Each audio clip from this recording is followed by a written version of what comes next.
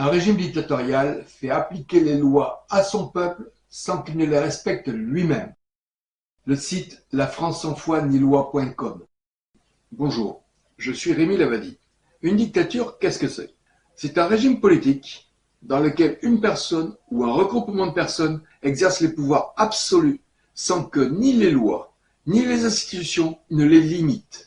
Tout ce que vous allez voir dans cette vidéo sont les conséquences d'avoir croisé M. Daniel Trouvé, juge président du tribunal de grande instance de Bayonne et en concomitance adjoint au maire au sein de la commune de Gujan-Mestras, alors que j'étais sous thérapie contre le virus de l'hépatite C. Les mots qu'il m'a dit le jour où je l'ai rencontré: je vous souhaite bien du plaisir, M. Lavadi, quand vous allez saisir la justice.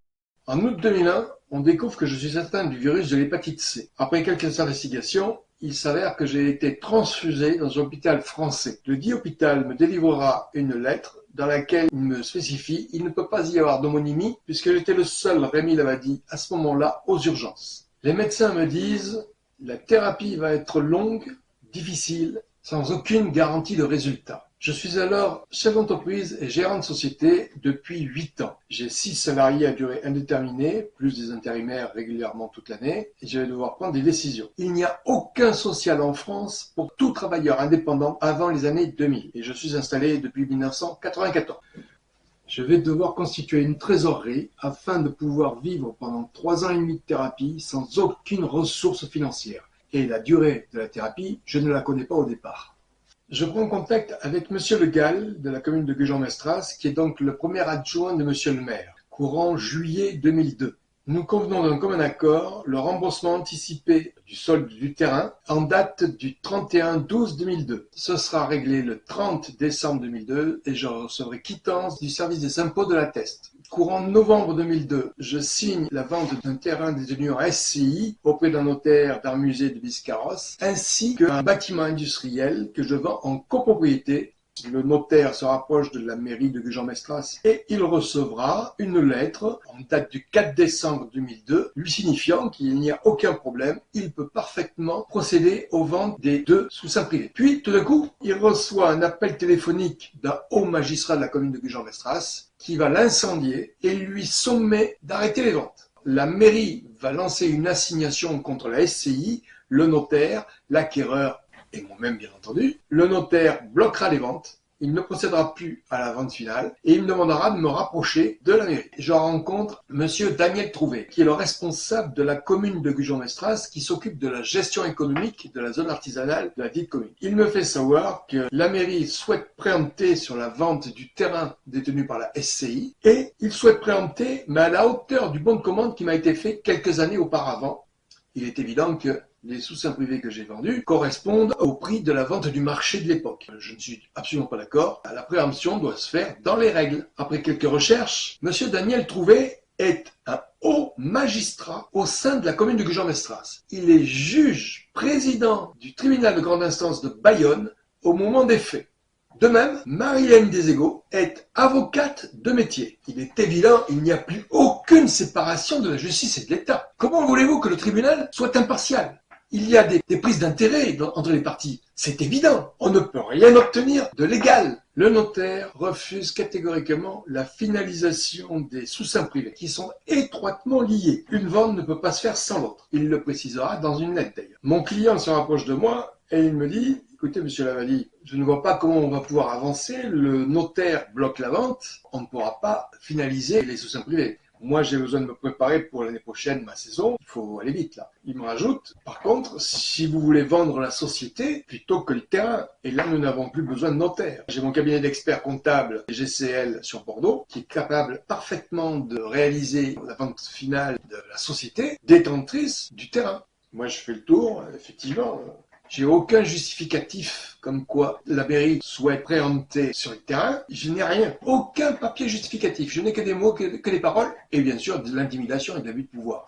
Concrètement, juridiquement, je n'ai rien. C'est ce que nous allons faire, nous allons procéder comme tel. Je rappelle les faits. Le notaire refuse la finalisation du terrain détenu par la SCI. Mais je dois me garantir la vente du bâtiment industriel. En ce sens, je vais signer un bail locatif, de telle sorte que le client puisse rentrer dans le bâtiment et les loyers viendront en déduction du montant final de la transaction. Je tiens à rappeler, c'est le client lui-même qui est pressé tout autant que moi pour avancer dans la vente des biens. Je me rapproche donc du cabinet GCL qui me présente à Maître Thierry Hardy au sein du cabinet GCL qui va s'occuper de la finalisation de la vente de la société détentrice du terrain, c'est-à-dire de la SCI Rémy Lavati, qui va devenir SCI CLUA. Je rencontrerai Daniel Trouvé au sein de la commune de Gujan-Mestras lors de dernières formalités en cours. Cet homme me dira quelques mots. Vous avez bien joué, monsieur Lavati, mais je vous souhaite du plaisir maintenant quand vous allez saisir la justice. Là, j'ai marqué un temps d'étonnement parce que c'est quand même pas anodin. Cela veut donc dire que tout est prémédité dans ce que je vais vivre ultérieurement dans mes dossiers juridiques. C'est-à-dire que tous les dénis de justice, les abus de pouvoir, les rackets, les escroqueries en bande organisée étaient prémédités à l'avance. Cet homme, à lui seul, Daniel Trouvé, détient le pouvoir de donner le sens qu'il veut à la justice française. Et après, on se pose la question, d'où vient la dictature? Le notaire déclarera 12 174 € à sa caisse des dépôts. Il restituera également les dépôts de garantie à mon client. Or, les dépôts de garantie sont censés protéger le vendeur. Les sous-seins privés cumulent des dépôts de garantie à hauteur de 34 000 €. Je réussirai à récupérer une lettre du notaire à sa chambre des notaires dans laquelle il écrit « Oui, j'en viens à ma seule erreur. J'ai omis de rectifier les sous-seins privés en conséquence. » Ce qui veut bien dire que les sous-seins privés notifient 34 000 € de dépôt de garantie. Et sincèrement, il y a 3 signataires, c'est-à-dire le notaire, moi et l'acquéreur, M. Clua. Vous pensez sincèrement que les 3 personnes ont pu faire la même erreur en même temps pour des sous-seins privés à hauteur de 34 000 € contre 12 000 €? En suivant, je porte plainte contre le notaire auprès du procureur de Pau. Celui-ci ne trouvera rien à redire dans les agissements du notaire. Je me suis rapproché de la chambre notariale de Pau et celle-ci ne trouve rien à reprocher dans les agissements du dit notaire. La mairie de Gujan-Mestras a laissé perdurer l'assignation qu'elle a lancée le 10 décembre 2002, alors que le solde du terrain a été effectif et j'en ai reçu quittance le 31 décembre 2002. La mairie obtiendra la confirmation par l'arrêt obtenu en 2006 de la résolution de la vente de la mairie à la SCI. Le 18 septembre 2006, elle fera signer lors d'un conseil municipal avec monsieur Daniel Trouvé et donc la mairesse Marie-Hélène Deségaux, le fait que je n'ai pas payé le terrain à la commune de Gujan-Mestras, mais que celle-ci, qui se retrouve propriétaire du terrain suite à la résolution, alors elle demande l'autorisation au conseil municipal de donner le terrain à la société Sable d'Argent, gérée par monsieur Jackie Clua. La mairie signera un protocole d'accord entre eux. C'est vraiment un rassemblement d'escrocs.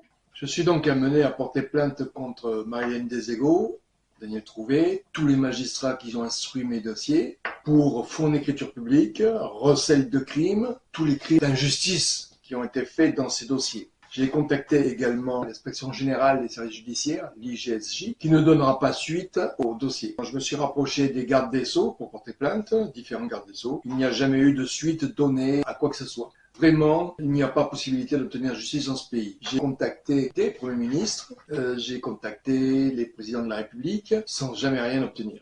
L'article 40 du Code pénal définit: le procureur de la République reçoit toutes les plaintes et les dénonciations et il apprécie la suite à en donner.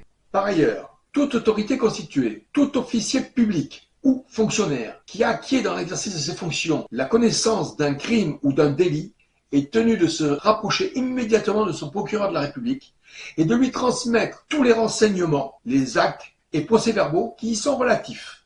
Tous les fonctionnaires qui n'ont pas dénoncé les faits à leur procureur sont des délinquants de la République. Et donc, de ce fait, ils deviennent tous complices des crimes et délits commis.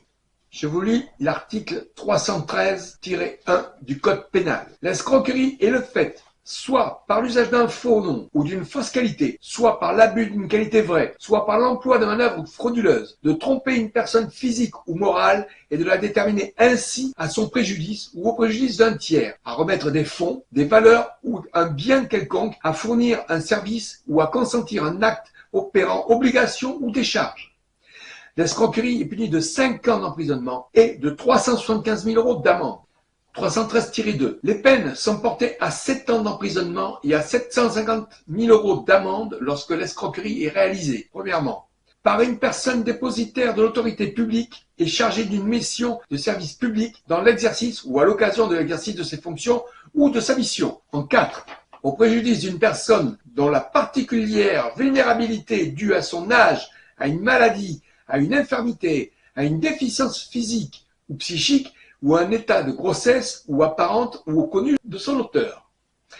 Les peines sont portées à 10 ans d'emprisonnement et à 1 million d'euros d'amende lorsque l'escroquerie est commise en bande organisée.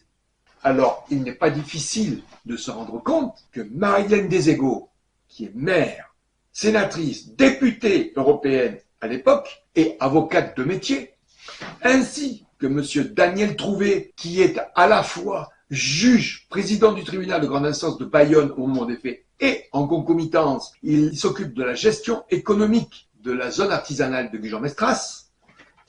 Avec les fonds, ils ont tenté de me faire accepter une préemption qui n'avait pas lieu d'être, car il n'y a aucun papier officiel en ce sens. Par contre, j'ai retrouvé la trace et ce qu'ils ont essayé de faire.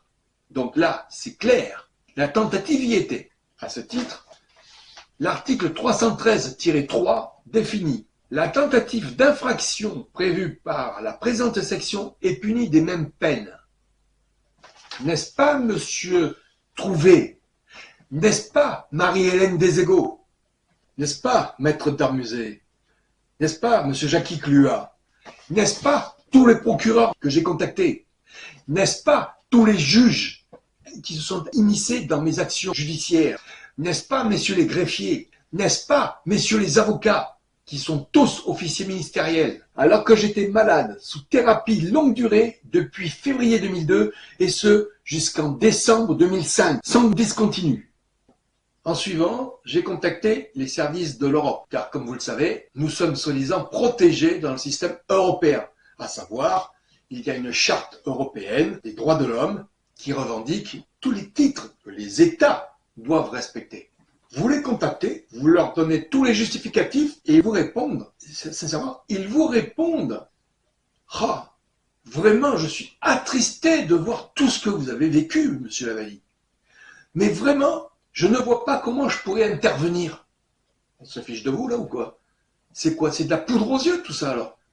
Il faut agir, là. Il faut quand même se rendre à l'évidence.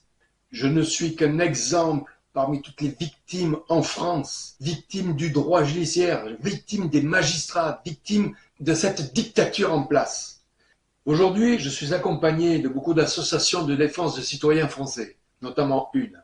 Nous sommes capables de prouver juridiquement que la France n'est pas une démocratie, mais une dictature. Cette dictature est recélée par le Conseil supérieur de la magistrature ainsi que le président de la République, qui sont pourtant tenus par l'article 64 et 65 de notre Constitution. La Constitution passe avant les lois du pays.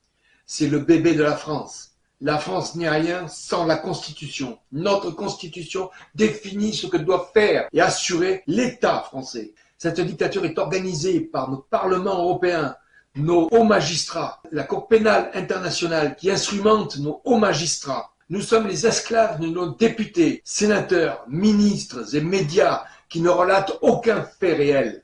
Cette vidéo est faite en étroite relation avec un site internet lafrance-sans-foi-ni-loi.com, tout attaché. Dans ce site, vous pourrez voir un livre qui est inscrit à la Bibliothèque nationale de Paris, Justice française, la bande organisée.